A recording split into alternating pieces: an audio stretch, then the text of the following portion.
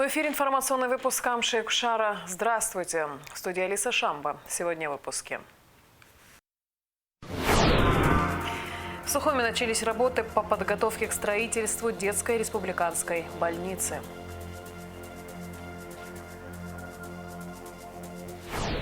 Завершается масштабный проект по реконструкции дороги, соединяющей Ткварчал и Акармару.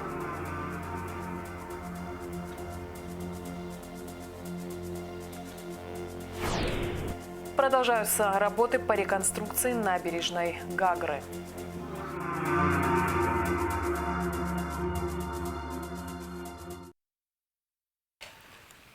В Сухуми начались работы по подготовке к строительству детской республиканской больницы. Объект строится за счет средств российской инвестпрограммы.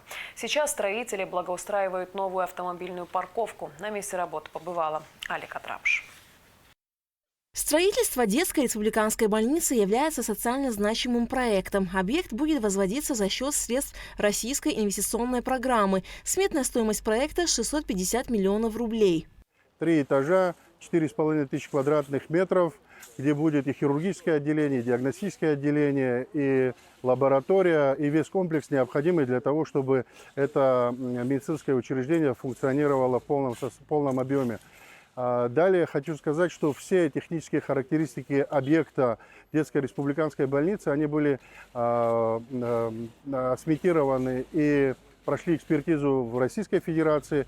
Такие же детские больницы возводятся на территории Российской Федерации, поэтому будет такой аналог, современный, крупный, для того, чтобы наши дети получали необходимую медицинскую помощь на территории вот этого медицинского кластера. Детское медучреждение построят на территории республиканской больницы. Старую автомобильную парковку перенесут чуть ниже. На территории более 4000 квадратных метров будет располагаться новая. Сейчас ведутся работы по ее благоустройству. На этом месте располагались старые обветшалые строения, которые были снесены. Строители засыпают и выравнивают территорию. Работы ведет подрядная организация КДК Development. Здесь была очень нарушена ливневка, и грунт подмочился.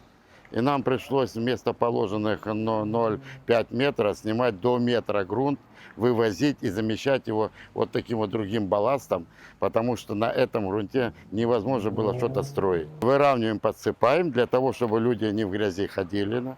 Вся техника будет оставаться здесь, в одном месте.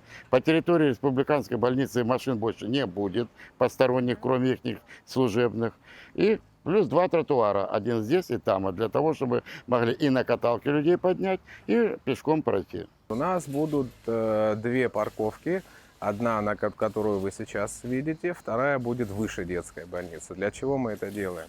У нас за последнее время наблюдается рост оборота коек. Это говорит о том, что пациентов даже на этом этапе в республиканской больнице стало больше.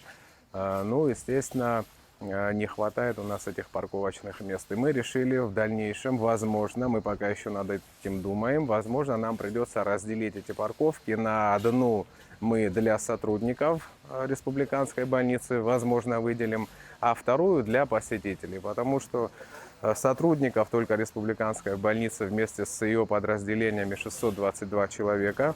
Вы представляете, да, о каком масштабе идет речь? Ну, естественно, и посетителей со временем, когда построится детская больница, однозначно количество посетителей будет увеличиваться. Уже в августе приступят к строительству самого медучреждения. В новой детской республиканской больнице будет 65 койко-мест. По словам министра здравоохранения, вопрос нехватки кадрового резерва тоже будет решаться. Есть кадровый голод, мы это не скрываем. У нас есть специалисты, которые учатся в российских клиниках, есть специалисты, которые сегодня обучаются в российских вузах, в ординатуре и так далее. Мы уже и с Российской Федерацией ведем переговоры в том формате, что нас усиливают и в курортный сезон. Но нам уже, я уже неоднократно говорил, нам уже несколько лет для того, чтобы вот тот кадровый дефицит перекрыть по основным направлениям. Да, понятно, что есть дефицит именно по узкопрофильным специалистам, но в этом направлении мы тоже работаем.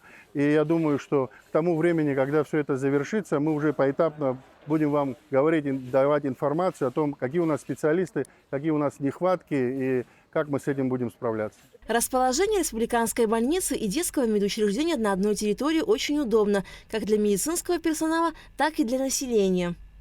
территория республиканской больницы, территория детской республиканской больницы. Все это будет в едином кластере. Это удобно, во-первых, нашим гражданам, которые будут обращаться за помощью, как взрослое население, так и детское население. Также мы говорим о том, чтобы и врачам это было легче. Сегодня вы понимаете, что логистические и временной промежуток доезда и кареты скорой медицинской помощи, и доставки пациентов в детские учреждения и во взрослые. Все это, когда будет в одном кластере, как мы это и проговаривали, это будет правильно.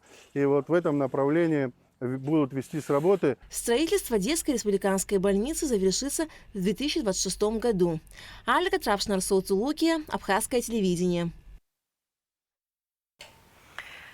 Завершается масштабный проект по реконструкции дороги, соединяющей Тхуарчал и Акармару. Этот участок, ранее представлявший серьезные трудности для проезда, превратился в комфортный маршрут, доступный как местным жителям, так и туристам. Репортаж Рады Чичава.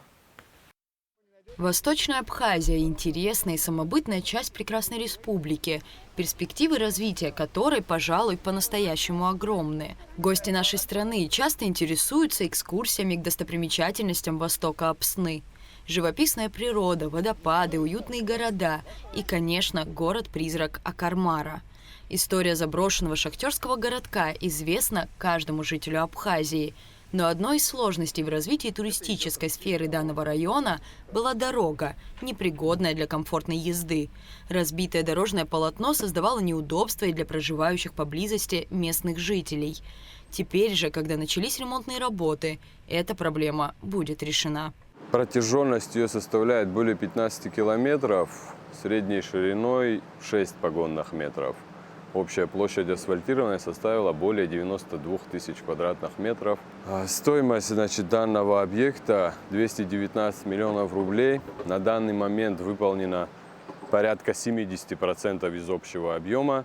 Общая протяженность ремонтируемой дороги составляет более 15 километров. Финансирование проекта осуществляется за счет инвестиционной программы. Большая часть работ уже выполнена. В прошлом году проходила подготовительная работа, необходимая из-за сложности горного ландшафта. С начала 2024 года проходит асфальтирование участка. Основная сложность – это рельеф, очень сложный горный рельеф. Это обрывы, это грунт слабый. Приходилось устраивать подпорные конструкции, менять грунт, обсыпать это все дело. Основные работы, которые составляли сложность, уже пройдены. Проект, начавшийся в мае 2023 года, планируется завершить до конца текущего года, однако строители надеются сдать дорогу уже в октябре. Реконструкция дороги значительно улучшила транспортную доступность региона. До туристических объектов теперь можно добраться и на легковом автомобиле или же туристическом микроавтобусе. Мы планируем завершить работы пораньше, где-то в октябре, скорее всего, мы будем сдавать этот объект в эксплуатацию. Дорога у нас начинается от городской части до поселка Акармара. Произошедшие изменения не могли не заметить жители Тхуарчальского района, гости республики и в особенности работники туристических объектов. Так, Оксана Тарба, работающая в ресторане у Святого Водопада, поделилась, что время, затрачиваемое на дорогу до работы, значительно сократилось. И благодаря реконструкции дорожного полотна увеличился туристический поток. Люди с удовольствием добираются до нашего ресторана. И дальше тоже ребята возят дальше. Раньше были условия немножко другие, и дорога была ужасная, конечно, побитая вся. Сейчас с удовольствием на маленьких машинах добираются. Благодарны мы всем, которые принимал участие в этом. Раньше мы час добирались, там даже, может, даже больше часа. А сейчас, что за каких-то 15-20 минут мы с города уже добираемся до работы. Для местных жителей новая дорога стала настоящим подарком. Анастасия Тамашева живет рядом с поселком Акармара. Она рассказала, что раньше добираться от дома до Тхуарчала было практически невозможно. А теперь, после асфальтирования дороги, регулярно ходит рейсовый автобус. Сделали асфальт, и С этим нам стало намного легче. Мы можем свободно добираться на своих машинах, на такси. Стал часто функционировать автобус. То есть это все благодаря тому, что в нашу сторону сделали асфальт. Оценили новое дорожное полотно и гости республики. Еще участок дороги сделают, и будет вообще хороший, будет вторая Рица, здорово. Лет через 10 будет вообще здорово. Важно отметить, что реконструкция дороги Ткварчала-Кармара не только улучшает транспортную доступность региона и значительно упрощает жизнь местных жителей, но и открывает новые перспективы для развития туризма в восточной части Абхазии. Рада Чачава, Сергей Каджая, Абхазское телевидение.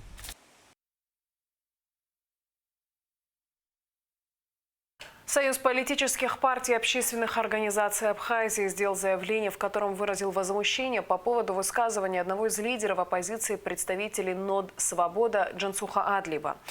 Речь, в частности, идет о высказывании Адлиба о том, что граждане Абхазии армянской национальности, по его мнению, не имеют морального и юридического права принимать участие в голосовании и занимать высокие посты в правительстве.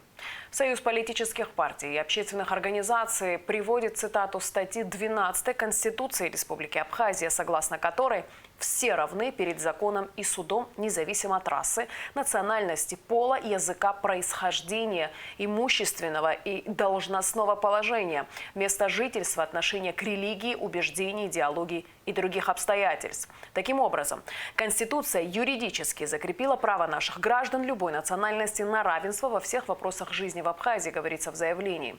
Союз политических партий и общественных организаций напоминает, что такого рода высказывания несут дискриминационный характер и унижают достоинство группы лиц по признакам национальности. Такие действия запрещены законами Республики Абхазия, и их необходимо своевременно пресекать. Продолжаются работы по реконструкции набережной Гагры. Обустраиваются пляжные зоны, устанавливаются душевые кабинки. Наш корреспондент Сария Кварацхеля расскажет детали. Гагрская набережная преображается на глазах. От кафе «Балтика» до кафе «Волна» уже уложено 7 тысяч квадратных метров гранитного материала. Произведены работы по устройству наружных сетей водоснабжения, предназначенного для технического обслуживания набережной и душевых кабинок, расположенных на пляже. Установлено 42 опоры освещения. Опоры устанавливаются дальше. Поэтапно идет монтаж ограждений, металлоконструкций с оцинкованным покрытием. Самый оживленный пляж находится в центре города. Сюда приезжает львиная доля всех туристов. Причем не только по турам, но и самостоятельно. На пляже многолюдно. Все, кто впервые посетил Абхазию, и те, кто приезжает сюда практически каждый год, оценили реконструируемую набережную. Мы уже третий раз здесь приехали. Вот когда первый раз приехали, конечно, уныло все было. А потом, я так понимаю, заменили, по-моему, да? Гранит, да, гранит положили. Конечно, так современно уже все, по сравнению, что было. Я вообще очень люблю Гагры. Я сюда и в детстве приезжала, и вот сейчас море мое любимое, запахи мои любимые, деревья мои любимые, цветы. Мы в Гаграх первый раз. Как было раньше, я не знаю. Но сейчас чувствуется, что шикарная просто реконструкция. Мы поднимаемся с моря. Чувствуется, что люди работают. На самом деле, даже сейчас уже видно, что очень красиво сделали, достаточно качественно, безопасно, что самое главное, и очень удобно как для туристов, так и для нас, рабочих людей. Поэтому очень нравится, очень красиво. На первый взгляд все отлично. Ну, понятно, есть там, да, где-то там работы идут, все делается. Ну, в целом, хорошо, красиво. Преображается. С каждым, мы тут третий раз, с каждым разом преображается. С каждым приездом все как красивеет, красивеет. Абхазия нас не отпускает, да. Мы уже третий год подряд здесь. И, наверное, еще раз приедем, я думаю. Набережную не только реконструируют, но и обустраивают. Согласно проекту отдела архитектуры администрации района, здесь уже появились новые лавочки и урны, которые не только вписываются в ландшафт, но и доставляют удобства как местным жителям, так и гостям. Руководством Гагрского района на эти работы уже потрачено более 100 миллионов рублей. Сария Кварацхеля, Даур Цулукия, Абхазское телевидение. 3 граждан привлечены к уголовной ответственности за хранение наркотического средства. Подробности в оперативной съемке МВД. Сотрудниками Гулрыбского районного отдела внутренних дел в результате оперативно-профилактических мероприятий изъято наркотическое средство у 2 граждан. Казанов Александр Сергеевич, 1991 года рождения, житель поселка Агудзера, незаконно приобрел и хранил при себе наркотическое средство каннабис, то есть марихуана. С какой целью вы это хранили? С целью употребления. Личного употребления. Продолжаем личный досмотр. Последний был задержан сотрудниками уголовного розыска и отделения ГАИ Гулрыбского РОВД. В отношении Александра Казанова возбуждено уголовное дело и избрана мера пресечения в виде подписки о невыезде. За аналогичное преступление привлечен к уголовной ответственности житель поселка Агудзера Гулия Омар Георгиевич, 1992 года рождения. При личном досмотре у мужчины изъято наркотическое средство каннабис. На момент задержания последний пребывал в состоянии наркотического опьянения аналогичным веществом. Уголовное дело, возбужденное в отношении Омара Гулия, расследует группа дознания Гулрыбского РОВД. На период расследования гражданин отпущен под подписку о невыезде. Житель города Сухум Хашба Беслан Лашевич, 2003 года рождения, был задержан на территории заброшенной спортбазы в селе Нижняя Шера. Гражданин доставлен в служебное помещение поста ГАИ Учхоз для производства личного досмотра. Уважаемый Хашба, имеется что-либо запрещенное в гражданском обороте, наркотические вещества, взрывчатые вещества? Имеется? Что имеется и где оно находится у вас? Наркотическое средство, как установлено экспертами, каннабис изъято. Также у Беслана Хашба установлен факт употребления аналогичного вещества. Оперативно-профилактические мероприятия провели сотрудники уголовного розыска совместно с патрульно-постовой службой отдела внутренних дел по Сухумскому району. В отношении гражданина Хашба по факту незаконного приобретения и хранения наркотического средства возбуждено уголовное дело. Фонтан на Сухумской горе заработал после реставрации. Жители и гости Сухума уже проводят свой досуг в этом живописном месте. Как рассказал замдиректора горстройпроекта Налтарба информагентству Апснопресс, реставрационные работы включали несколько этапов. Предварительно было построено здание насосной станции, установлено оборудование для циркуляции воды и полностью заменены водопроводные трубы. Затем внутри чаши фонтана провели подсветку. Реставраторы, стараясь воссоздать его архитектурный облик, заново отлили некоторые элементы. Облагорожена территория вокруг фонтана, проведено освещение, установлены лавочки и урны, высаженные растения и засеян газон. Работы по реставрации фонтана и благоустройству территории были завершены 5 июля. Сметная стоимость проекта составила более 5 миллионов рублей. И в завершении выпуска традиционно о погоде. По сообщению Гидрометцентра, в четверг, 11 июля, на территории Абхазии ожидается переменная облачность. Местами ночью возможен дождь, гроза. Днем без осадков. Высокий уровень ультрафиолетового излучения. Температура воздуха ночью плюс 19-24. Днем 25-30 тепла. Температура морской воды плюс 27. И на этом наш выпуск завершен. Всего доброго и до встречи в эфире.